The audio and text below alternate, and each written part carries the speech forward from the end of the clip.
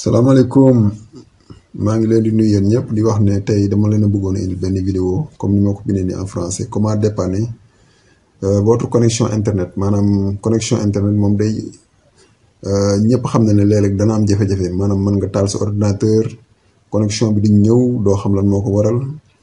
way la nga am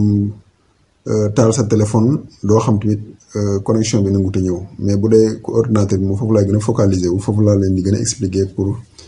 ngeen comprendre dépannage bi étape yi ngeen war a suivre pour ma jéem a dépanner seen connexion internet su nekkee da ngeen taal seen ordinateur connexion bi ñëwut te par exemple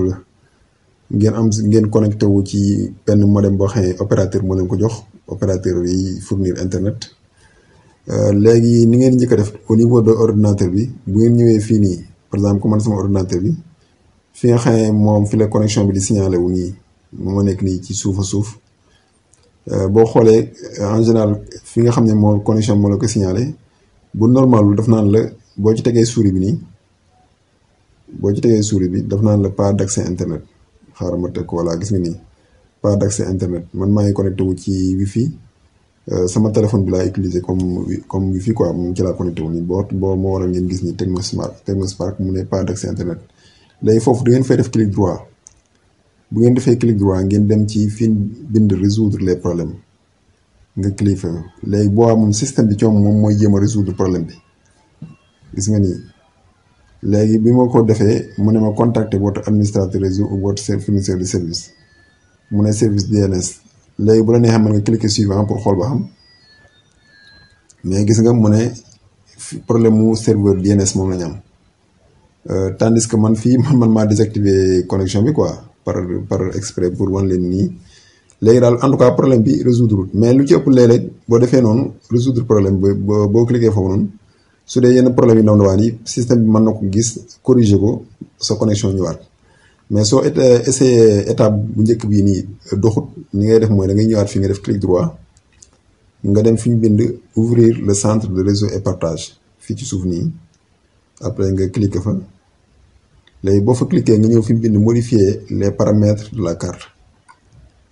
léegi nag fii carte yi day mën na bari mais da ngay xool carte bi nga xam ne moo connecté wu ci sa réseau comme ñun réseau bi wanoon naa leen ko mooy Tecnospark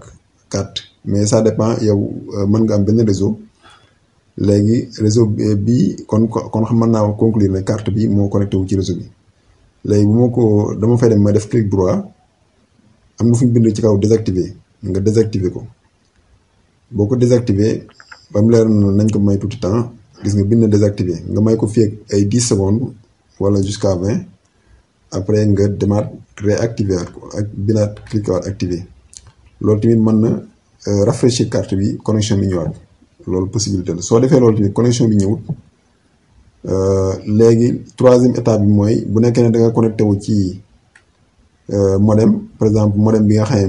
moom la sa opérateur bi lay jox internet moom nga yor sa kër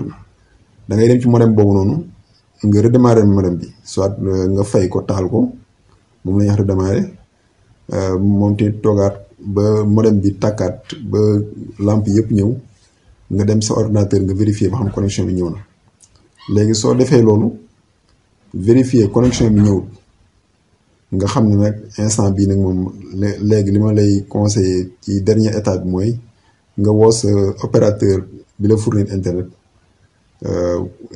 xool ba xam parce que léeg-léeg tamit léeg-léeg problème mu connexion bi mën na nekk à leur niveau léegi ñoom bu ko defee ñoom dana la ci mën a wax dara su nekkee ne problème bi tamit c'est au niveau local c'est ci sa bërëb bi nga nekk foofu la problème bi nekk ñoom dana ca mën a xam dara mais daal en tout cas loolu mooy dernière étape boo essayé étape yooyu yëpp doxut léegi il faut nga daal di mën a il faut nga daal di woo sa fournisseur bi nga xam ne nii moo la jox internet léegi lii ma la expliqué nii nag lii c'est le cas de ordinateur mais bu dee cas boo xam ne nii téléphone yi surtout téléphone Android la lu ci ëpp boo redémarrer téléphone bi rek connexion mën na ñëwaat dans la majeure partie des cas sama expérience li ma gis soo amee problème connexion soo redémarrer téléphone bi rek connexion mën na ñëwaat mais su nekkee ne redémarrer nga téléphone bi ñëwaat mën nga dem ci paramètres yi paramètres de réseau yi su nekkee ne comprendre ko nga xool ba xam vérifier